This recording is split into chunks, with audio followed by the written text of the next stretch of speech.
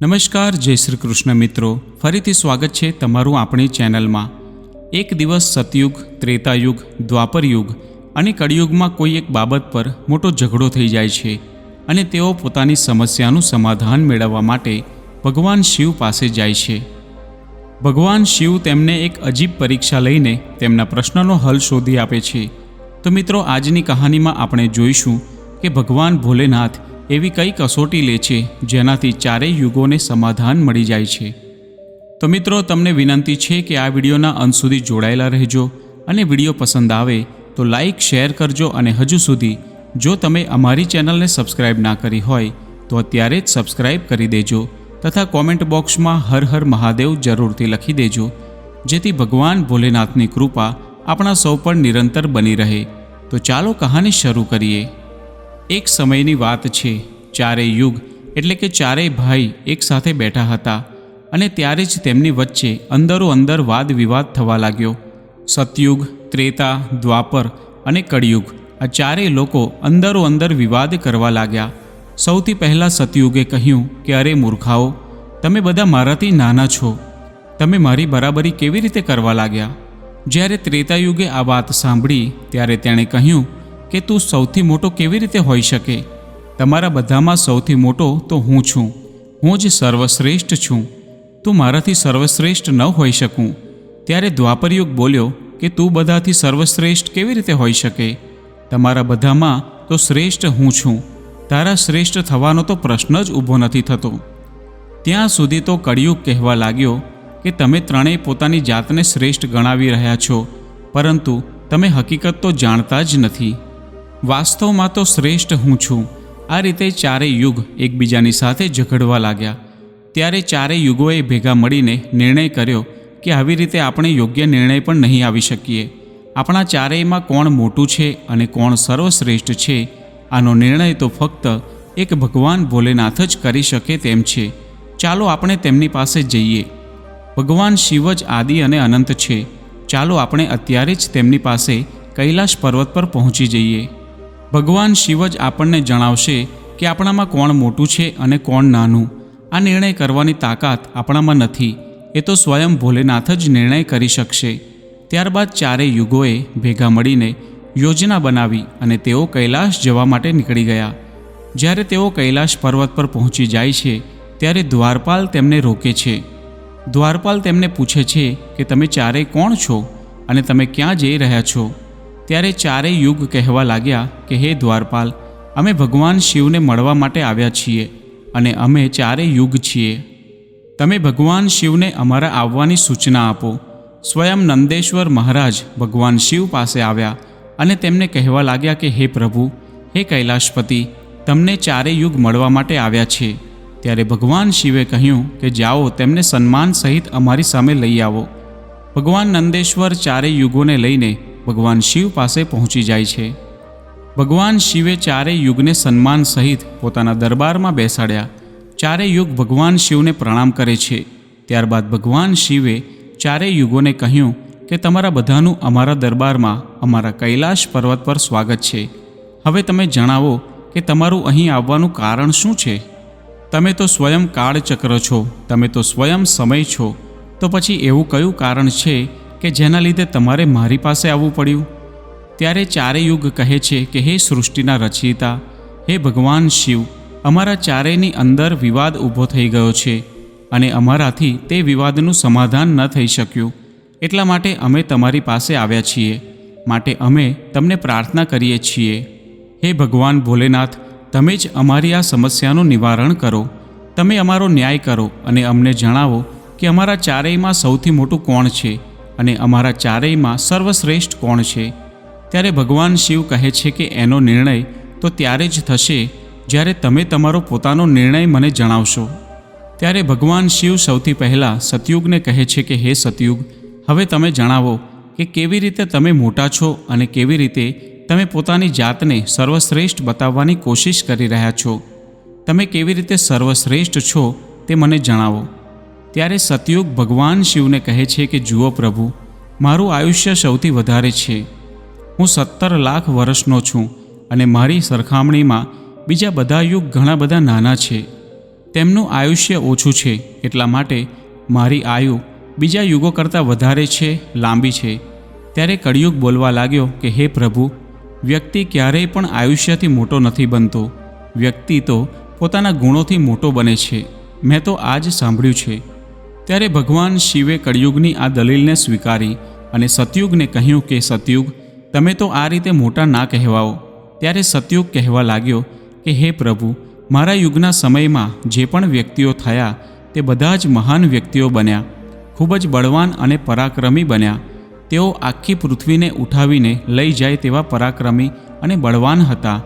અને મારો જ્યારે સમય હતો ત્યારે મારા રાજ્યમાં, મારા સમયમાં ભગવાન શ્રી હરિએ ઘણા બધા અવતાર ધારણ કર્યા હતા. જુઓ, પ્રભુ નરસિંહ અવતાર મારા જ સમયમાં થયો હતો, વરાહ અવતાર મારા જ સમયમાં થયો હતો, મત્સ્ય અવતાર મારા જ શાસનકાળમાં થયો હતો. ત્યારે ત્રેતાયુગ કહેવા લાગ્યો કે નહીં પ્રભુ, શું ભગવાન શ્રી હરિ વિષ્ણુના અવતાર થવાથી સતયુગ મોટો કેવી રીતે થઈ શકે? જો એવું હોય તો મર્યાદા પુરુષોત્તમ પ્રભુ શ્રી રામનો અવતાર મારા કાળમાં થયો હતો, જેમણે સમગ્ર સંસારને મર્યાદા શીખવાડી. અને જો તમે બળવાનની વાત કરતા હોવ તો કુંભકર્ણ જેવા યોદ્ધા, રાવણ જેવા યોદ્ધા મારા શાસનકાળમાં જ થયા હતા. તો પ્રભુ આ રીતે સતયુગ કેવી રીતે મોટો હોઈ શકે? તો પછી આ બધામાં તો સૌથી મોટો હું જ છું. જ્યારે આ વાત દ્વાપર યુગે સાંભળી ત્યારે દ્વાપર કહેવા લાગ્યો કે હે પ્રભુ, આ બંને પોતાની જાતને મોટા કહી રહ્યા છે, પરંતુ આ બંને મોટા કેવી રીતે હોઈ શકે?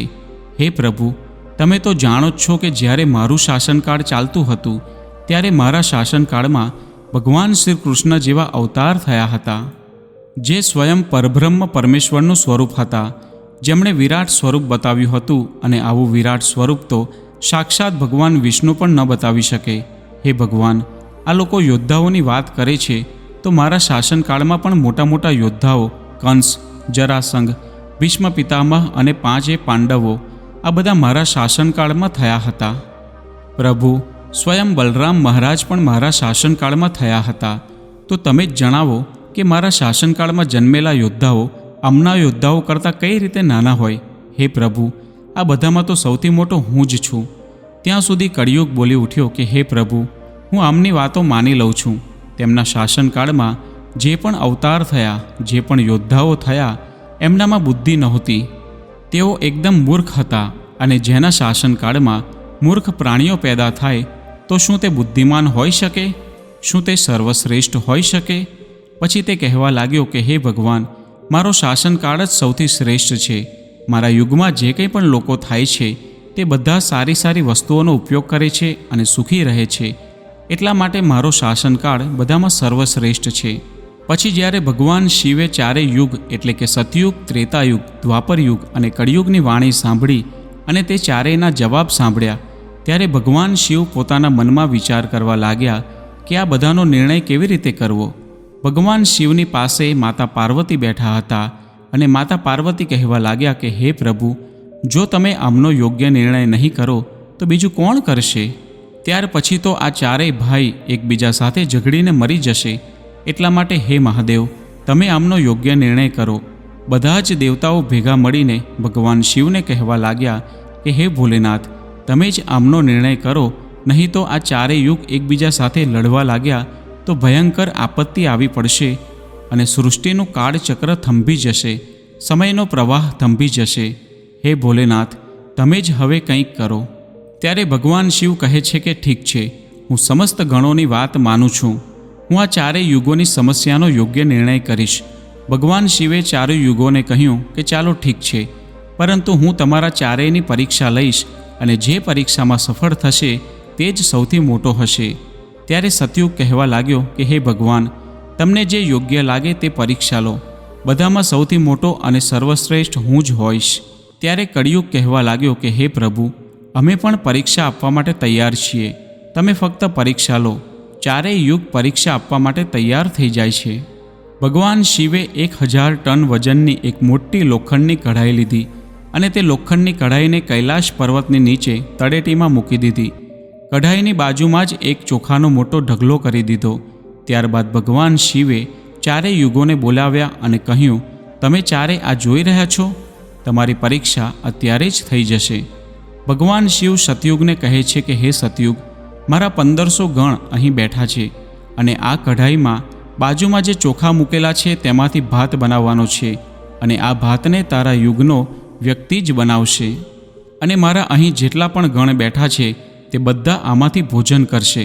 ત્યારબાદ ભગવાન શિવ કહે છે કે હે સતયુગ, તમે તમારા યુગના વ્યક્તિને પેદા કરો અને તે આ ભોજન બનાવશે અને અમે બધા અહીં ઊભા રહીને તે કેવી રીતે ભાત બનાવે છે તે જોઈએ છીએ. ભગવાન શિવની વાત સતયુગે સાંભળી.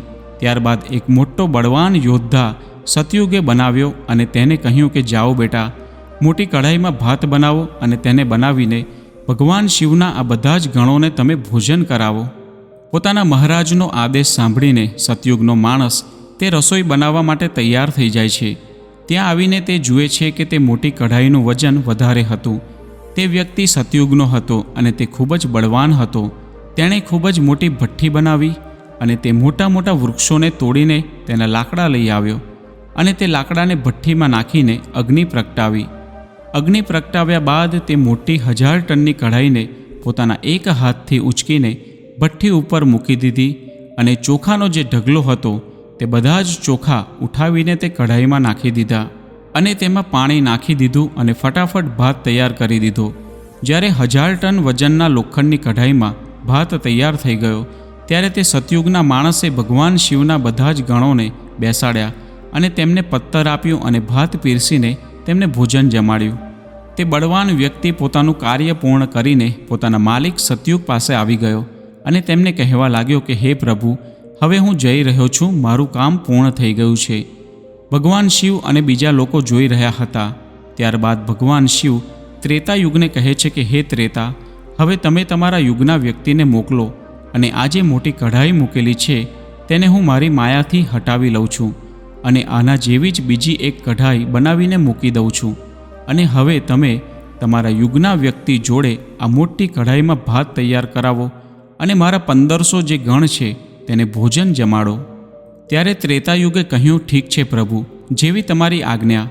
પછી ત્રેતાયુગે પોતાના યુગનો એક મહાન યોદ્ધા કુંભકર્ણ જેવો બલવાન પ્રગટ કર્યો અને તેને આદેશ આપ્યો કે નીચે તળેટીમાં જે 1000 ટન લોખંડની કઢાઈ મૂકેલી છે તેમાં જે પાસે મોટો ચોખાનો ઢગલો છે તેને લઈને કઢાઈમાં ભાત તૈયાર કરવાનો છે અને જ્યારે ભાત બનીને તૈયાર થઈ જાય ત્યારે ભગવાન શિવના 1500 ગણને ભોજન જમાડવાનું છે.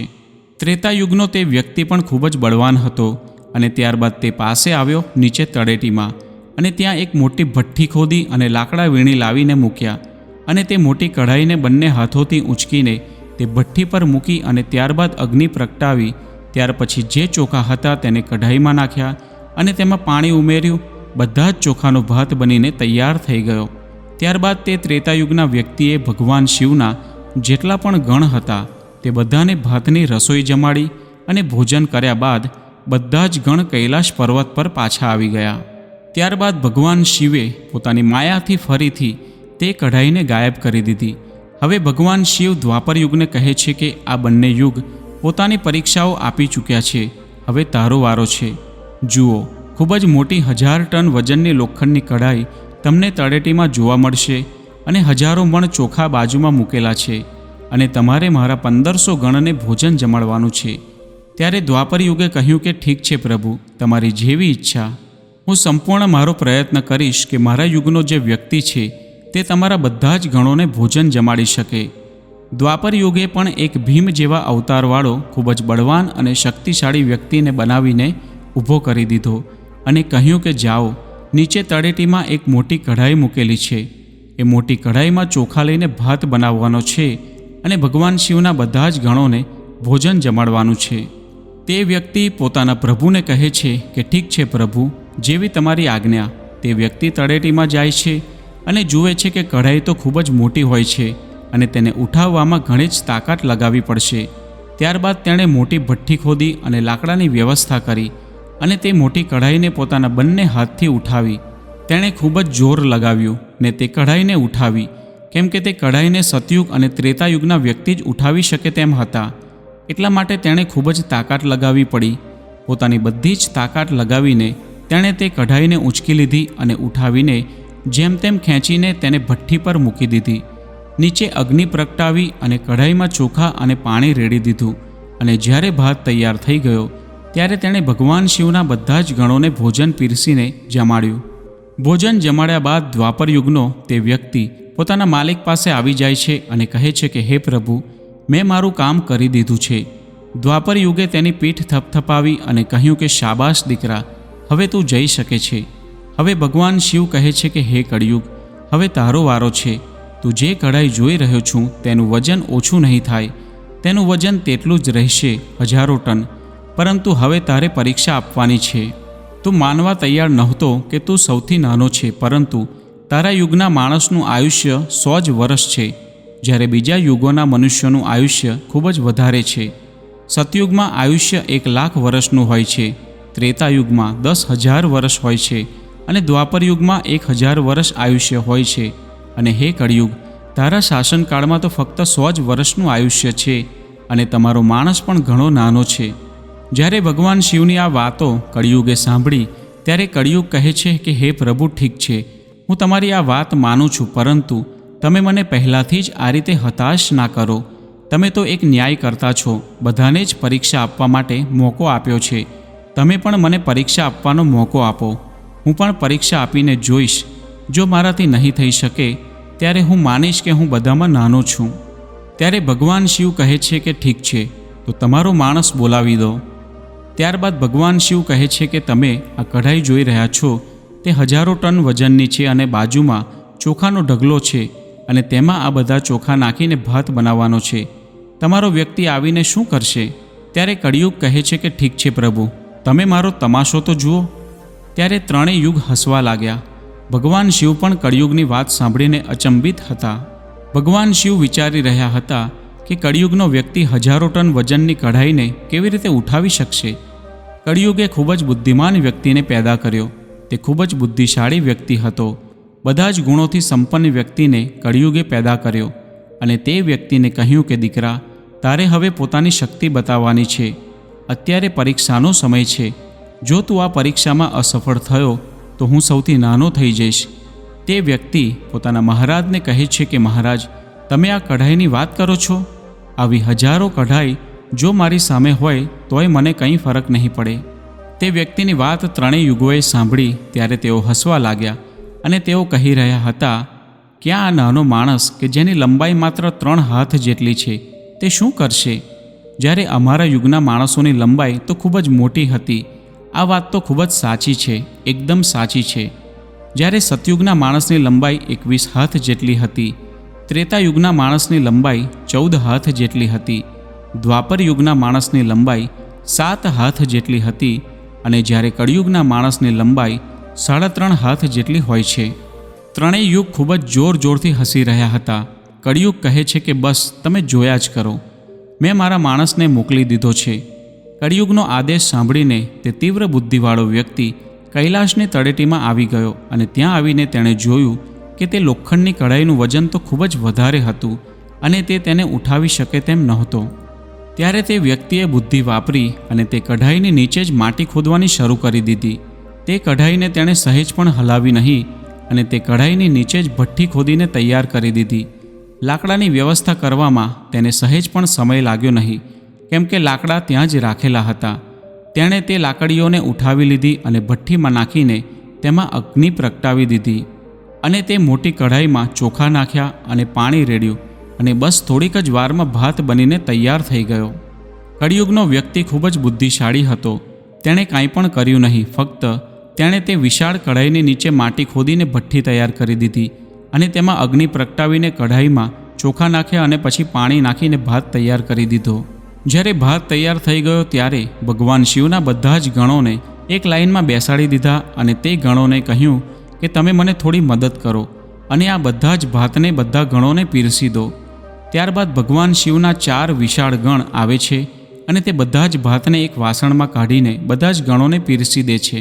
ત્યારબાદ કળિયુગ કહે છે કે હવે તમે ભોજન કરી શકો છો. ભગવાન શિવના બધા જ ગણ ખુશીથી ભોજન કરે છે. કળિયુગના તે માણસે તે 4 ગણને પણ ભોજન કરાવી દીધું અને ભોજન કરાવ્યા બાદ તે મોટી કઢાઈને સાફ કરી દે છે અને તે કઢાઈને ત્યાં જ મૂકી દે છે. પોતાનું કામ પૂર્ણ થયા બાદ તે વ્યક્તિ પોતાના મહારાજ કળિયુગ પાસે આવી જાય છે અને આવીને કળિયુગને કહે છે કે હે પ્રભુ, મેં તમારું કામ પૂર્ણ કરી દીધું છે. કળિયુગ અત્યારે ખૂબ જ ખુશ હતો અને તેણે પોતાના માણસની પીઠ થપથપાવીને શાબાશી આપી અને કહ્યું કે વાહ, શાબાશ, તે મારી લાજ રાખી લીધી, તમે મારી પરીક્ષા પાસ કરી દીધી. ભગવાન શિવ અને ત્રણેય યુગ આ દ્રશ્ય જોઈને અચંબિત થઈ જાય છે. કળિયુગ કહેવા લાગ્યો કે હે ભગવાન શિવ, હવે તમે નિર્ણય કરો કે અમારા ચારેયમાં સૌથી મોટું અને સર્વશ્રેષ્ઠ કોણ છે. ત્યારે ભગવાન શિવ મનમાં વિચાર કરવા લાગ્યા અને ખૂબ જ વિચાર કરીને જવાબ આપ્યો. ભગવાન શિવ કહે છે, મેં તમારા ચારેયની પરીક્ષા જોઈ. જ્યારે સતયુગનો માણસ આવ્યો ત્યારે તેણે પોતાની તાકાત વાપરી અને તે મોટી કઢાઈને ભઠ્ઠી ઉપર મૂકી દીધી અને સ્વયં જ મારા બધા જ ગણોને ભાત પીરસીને જમાડ્યા. જ્યારે ત્રેતાયુગનો વારો આવ્યો ત્યારે તે વ્યક્તિએ પણ બિલકુલ આવું જ કર્યું. તેણે મોટી કઢાઈને ઉઠાવી ભઠ્ઠી પર મૂકી, તેમાં ચોખા નાખીને પાણી રેડ્યું અને ભાત બનાવીને મારા બધા જ ગણોને જમાડ્યા. અને આવી જ રીતે દ્વાપરયુગના માણસે પણ કર્યું. પરંતુ તમે જોઈ શકો છો કે કળિયુગનો માત્ર 3.5 હાથનો વ્યક્તિ, તેની બુદ્ધિ તો જુઓ, તે કેટલી વિશાળ અને ભારેખમ કઢાઈ હતી. કદાચ તેને આ કળિયુગનો વ્યક્તિ હલાવી પણ ના શકે. તેણે તે કઢાઈમાં ભાત બનાવ્યા. મારા આટલા બધા ગણ હતા કે તે પોતે વાસણમાં ભરીને જાતે પીરસવા જતો તો કદાચ તે પરેશાન થઈ જતો. તો જુઓ તેની બુદ્ધિ. તેણે મારા બધા જ ગણોમાંથી 4 ગણને પોતાની મદદ માટે બોલાવી લીધા અને મારા ચારેય ગણો પાસેથી મદદ લઈને ભોજન પીરસાવી દીધું અને પોતાની જાતે બેસી રહ્યો. આ તો ખૂબ જ બુદ્ધિશાળી વ્યક્તિ કહેવાય અને આ યુગ તો ખૂબ જ બુદ્ધિમાન કહેવાય. ત્યારે ભગવાન શિવ કહે છે કે કળિયુગ તો ખૂબ જ બુદ્ધિશાળી વ્યક્તિઓનો યુગ હશે. તેમાં મશીનોનો આવિષ્કાર થશે. ખૂબ જ મોટા મોટા બુદ્ધિશાળી વ્યક્તિઓ હશે. ભગવાન શિવ કહે છે, તમે બધા જેવી રીતે શાસન કરતા આવ્યા છો તે બધું ઠીક છે. તમે સત્ય, ધર્મ અને નિષ્ઠા પર રહ્યા છો તે બધું ઠીક છે. પરંતુ તમારા યુગના વ્યક્તિઓમાં બુદ્ધિનો અભાવ હતો. તેમણે ક્યારેય પોતાની બુદ્ધિનો ઉપયોગ કર્યો નહીં. કેમ કે કુંભકર્ણ, રાવણ જેવા મહાન યોદ્ધાઓ જેમને મારવા માટે સ્વયં ભગવાન અવતાર ધરીને આવ્યા, પરંતુ તે લોકો એટલા બધા મૂર્ખ હતા કે તેઓ જાણી ન શક્યા કે આ ભગવાન છે, તે સૃષ્ટિના રચનાકાર છે અને તેમની સામે જ યુદ્ધ કર્યું અને બધા જ માર્યા ગયા. તમે કળિયુગના વ્યક્તિઓને જુઓ, તેઓ કેટલા બુદ્ધિશાળી છે. તમને કળિયુગના આવનારા સમયમાં આવા જ બુદ્ધિશાળી વ્યક્તિઓ જોવા મળશે. ત્યારબાદ ભગવાન શિવે નિર્ણય લીધો કે તમારા ચારેય યુગમાં સૌથી મોટો કળિયુગ હશે. કળિયુગ મશીનોનો યુગ હશે. કળીનું નામ છે મશીન અને યુગનો અર્થ છે સમય. કળિયુગ મશીનોનો સમય હશે. આ સમયમાં ખૂબ જ મોટા મશીનોનો આવિષ્કાર થશે, જે સતયુગ, ત્રેતાયુગ અને દ્વાપર યુગમાં નહીં થઈ શકે. ત્યારબાદ ભગવાન શિવની આ વાત સાંભળીને તે ચારેય યુગ ભગવાન શિવના આ નિર્ણયને સ્વીકારી લે છે. ત્યારબાદ ચારેય યુગ પોતપોતાના ધામમાં પહોંચી જાય છે. તો તમે જોયું કે કેવી રીતે ભગવાન શિવે આ ચારેય યુગોના પ્રશ્નોનું સમાધાન આપ્યું.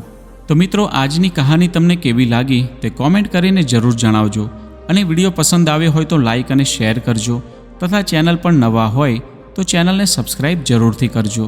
ફરી મળીશું એક નવા વિડીયો સાથે. જય સ્વામિનારાયણ, જય શ્રી રામ, જય શ્રી કૃષ્ણ, હર હર મહાદેવ.